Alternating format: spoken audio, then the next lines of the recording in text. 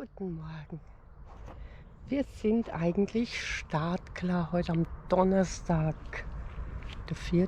August. Ich weiß es jetzt nicht. Schöner Fleck. Warte, jetzt um 5 war ich wach und bin dann aber noch bis 7 Uhr im Schlafsack gelegen. Das war so schön. Der Pirol hat gesungen, noch gepfiffen. Und Patschi hat gut geschlafen noch. Und jetzt hat Stützen hoch und auf in den Tag. Der Patschi. Ein Baggersee ist hier neben dem anderen, aber auch viel Straßenlärm. Die Entwässerungsgräben, die durchs Moor gehen, die sind alle trocken. Jetzt wird hier bewässert. Bestimmt irgendwie aus dem Baggerseen. Wahnsinn, die großen Felder bewässern. Wir sind in Karlshult. Da heißen die Ortschaften viele mit Karl, weil der Fürst Karl Ludwig, glaube ich, der hat vor 200 Jahren das besiedelt, das Land. Zu dem Häusel, das ich gerade fotografiert habe, das ist so ein altes Kolonistenhäusel, habe ich einen Nachbarn gesprochen, der kannte den Mann noch 15 Jahre lang. Aber vor 20 Jahren ist der schon gestorben, der da drin gewohnt hat. Und hat sich so gefreut, dass er die Kapelle noch gebaut hat. Ja, die Erben, die machen nichts mehr, die nutzen nur das landwirtschaftliche Hof halt für die Landwirtschaft. Aber das Haus verfällt. Die täten es gerne abreißen, aber das ist nicht erlaubt. Kann ich verstehen. Ich finde, das hat einfach einen Charme, so eine Geschichte. Ja, mich berühren diese alten Häuser. Und da vorne muss jetzt dann gleich das Haus im Moos kommen, das Freilichtmuseum. Das ist ja viel besucht. Ich habe mich gewundert, dass um 7:30 Uhr, oder was 8:30, schon geöffnet drin stand.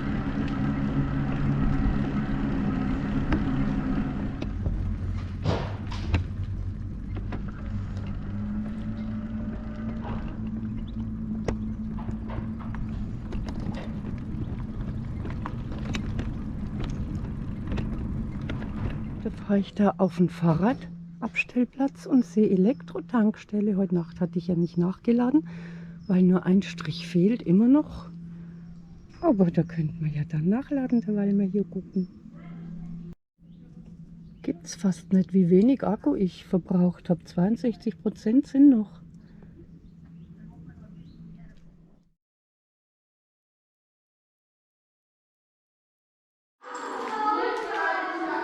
Jetzt sind wir drin. Ich habe mir gedacht, so ein altes Häusl vorgestellt, wo halt so ein bisschen Geräte von früher drin sind.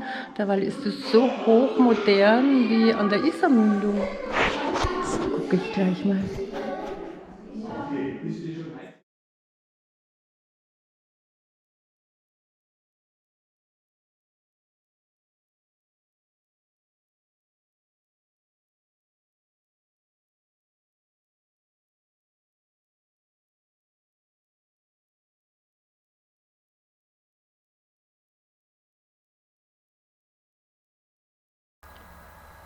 So weit ist das Moos gesunken nach 220 Jahren Entwässerung. 1938 war es noch so hoch. Seit 1777.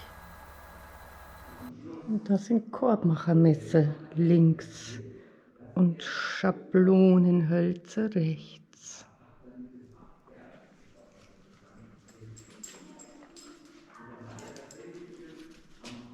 Ups.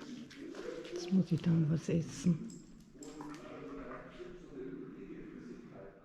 Alles voll mit getrocknetem Torf. Schaut aus wie Kohlestückchen.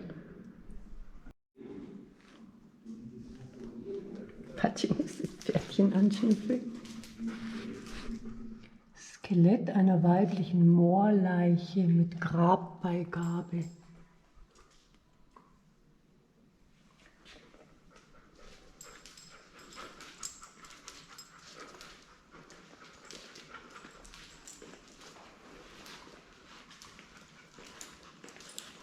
Ganz schön gemacht und interessant.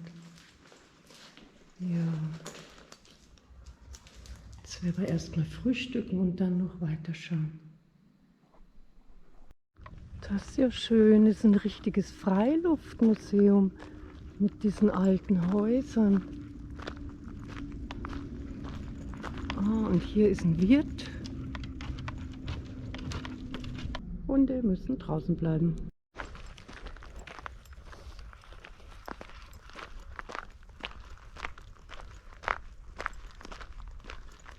Also am besten her, nehmt euch viel Zeit mit und guckt es an. Die Speisekammer. Sind interessiert ein Patschi? Die Speisekammer. Okay, komm raus, komm. Küche.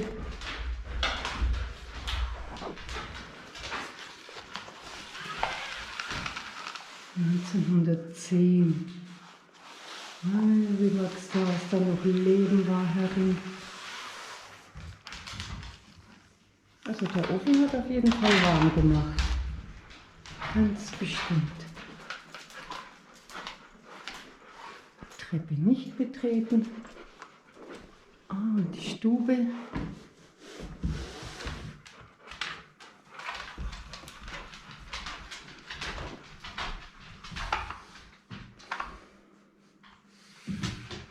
Ich sag, das ist ein ganz eigener Duft. Woher kenne ich den? War das bei meiner Großtante? Das Elternschlafzimmer.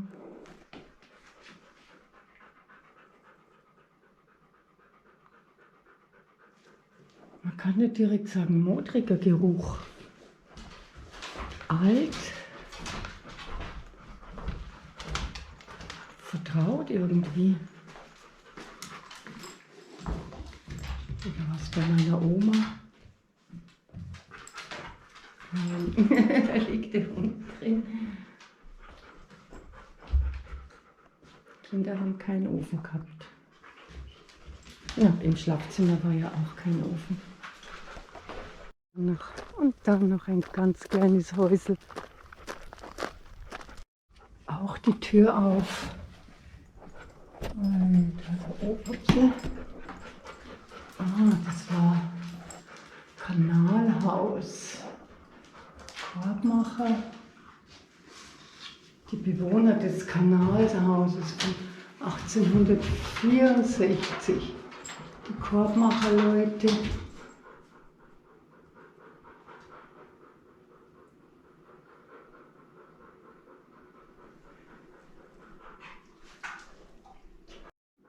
Klitzeklein, aber wenn der Korbmacher gewohnt haben, in der Doku auf YouTube, in der Fernsehsendung war das mal, da wird gesagt, er ist aufgestanden, hat gearbeitet bis in der Nacht um 1, Körbe geflochten, Frau hat geholfen. Und am Wochenende ist er hausieren gefahren und hat die Körbe verkauft. Bis Rosenheim eben. Da braucht man nicht um sich viel rum, wenn man den ganzen Tag also ausschließlich Körbe flechtet. Wahnsinn, harte Arbeit.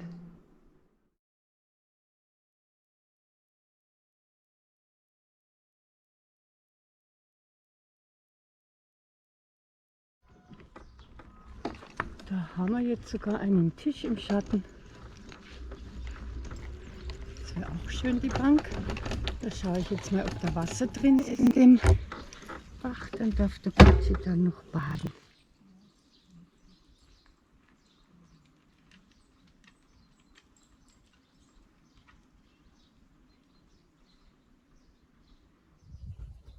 Alles trocken. Nur der kleine Moostümpel.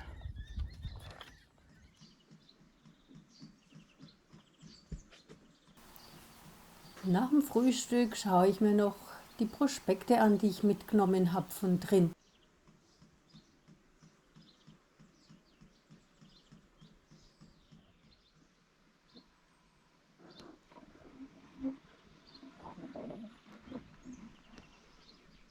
Also ich habe jetzt das Rad vorn stehen lassen beim Pauseplatz, weil sonst, Carpacci, sonst können wir ja solche tollen Sehenswürdigkeiten nicht genießen. Gut, das ist wohl im Winter besser zum Beobachten. Gut, gehen wir wieder. Leider kein Wasser.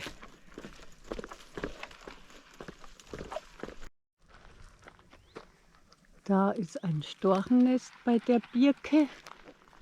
Da war schon die Ankündigung. Ich habe, ja, das ist schon etliche Kilometer her, mal 2 Störche gesehen. Hier direkt jetzt noch nicht.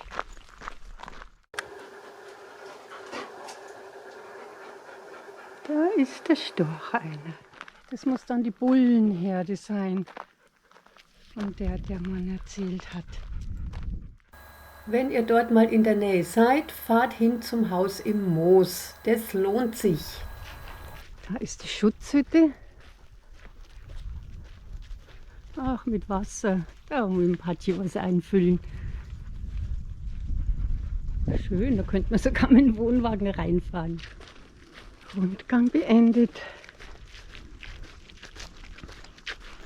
Schön im Schatten steht unser Gespann. Dann werden wir weitermachen. Carpacci. Ich kann gar nicht erwarten, bis ich aufmache. Was? Das reicht jetzt nicht, die Leine. Warte, jetzt machen wir das schnell los. Komm, wenn du bloß rein willst. Ja. Oder doch nicht. Oder schon.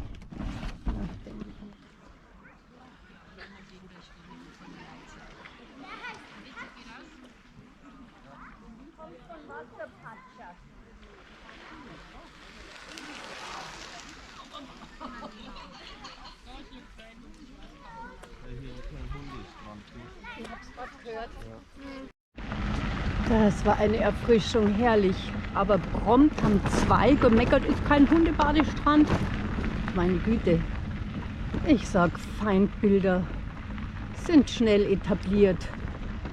Aber was mit den ganzen Enten, die reinmachen und was weiß ich, Füchse, die zum Trinken hinkommen in der Nacht, was da alles rumschwimmt, Ratzen. Das ist, so weit reicht das Bewusstsein nicht. Und natürlich die vielen, vielen Menschen. Ich glaube, die sind unappetitlicher als ein Hund. Ja, jetzt fahren wir da an den Seen entlang. Vielleicht gibt es sich noch mal eine Möglichkeit. Das hat gut getan.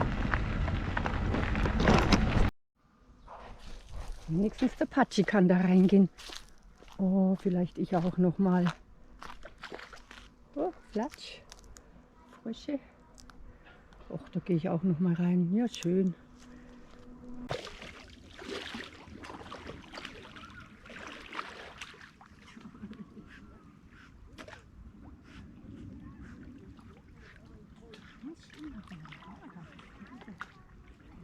Du schwimmst schon. Du schwimmst schon.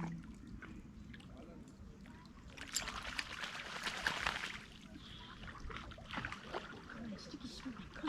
Komm, komm. Oh, wie toll. Oh, super. Oh, wie toll.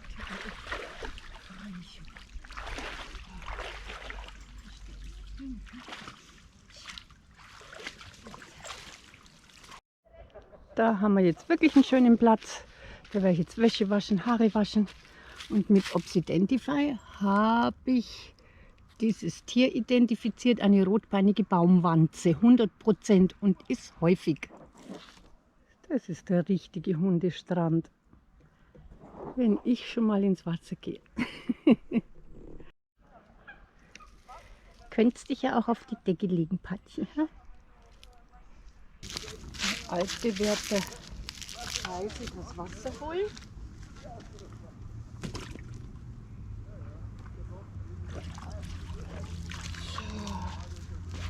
Ich mache zuerst die Wäsche.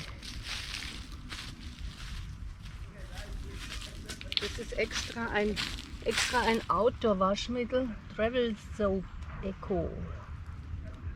Fibertech. Was umweltschonend, also biologisch abbaubar ist.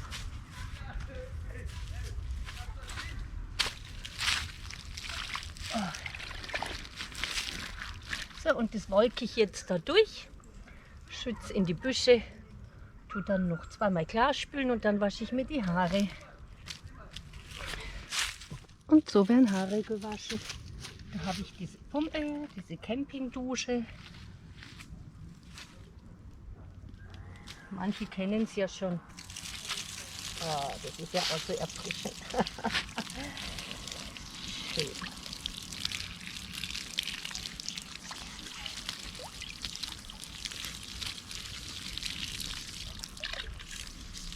Gut. Ein bisschen was von dem noch drauf.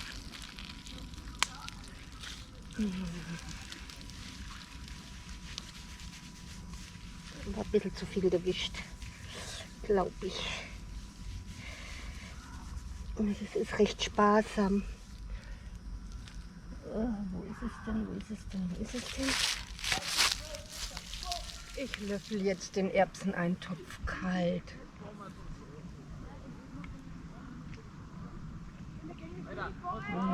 Schmeckt köstlich. Dann muss ich, wenn eine DM kommt, mich wieder eindecken.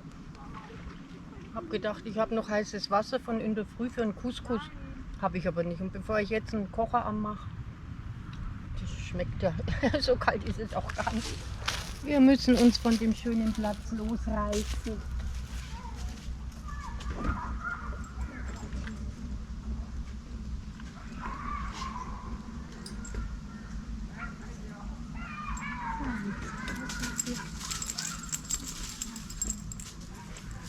Alles nass jetzt drin. Aber das ist eine schöne Erfrischung. Das ist das andere Teil.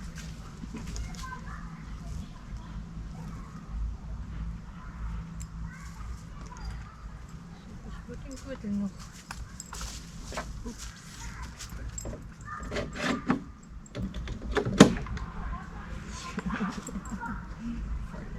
Ich wollte toll. Jetzt gehst du erstmal zu Fuß wieder. Wo habe ich den Gürtel hin? Und noch suchen. Ja. Gemeint ist der Gürtel von Patschis Ruckdämpferleine. Ja, die konnte ich nur am Baum vergessen haben, bei dem See, wo ich mit Patschi baden war. Weil ich habe nämlich da am Baum gehängt, weil ich mich umgezogen habe. Oh, weia. Aber das waren Kilometer ungefähr, zum Glück nicht weiter. Da habe ich beschlossen, dann zurückzufahren und habe dann die GoPro aufgestellt, damit wir unser Wegfahren filmen können und bin losgezogen, zurück den Gürtel hoffentlich holen. Nach 70 Meter ungefähr fällt mir ein, dass ich die GoPro stehen lassen habe. Also jetzt aber nix wie schnell zurück. Und ich hatte Glück, die GoPro stand noch da. Ist ja auch in der ganzen Zeit, wo wir dort waren, wo ich Wäsche gewaschen habe, Haare gewaschen, kein Mensch vorbeikommen. Also aufgeschnauft und jetzt weiter und hoffen, dass der Gürtel auch noch am Baum hängt. Und was soll ich sagen? Ja, er hing noch dort und vollständig konnte man dann wieder weiterfahren. So, nachdem wir geschätzte 35, 40 Kilometer durchs Donaumoos sind, das Freilichtmuseum ausgiebig angeschaut, uns dort Zeit gelassen haben, an 2 Badeseen uns Zeit gelassen haben, führt mich jetzt der Weg fast wieder dahin, wo wir letzte Nacht übernachtet haben. Das heißt, ich bin ungefähr noch 1,5 Kilometer davon entfernt und werde fragen, ob wir noch mal bleiben dürfen. Und noch mal ins Wasser hüpfen, das ist ein Wahnsinn. Also 35 Grad. 35 Grad reicht gar nicht. Ja.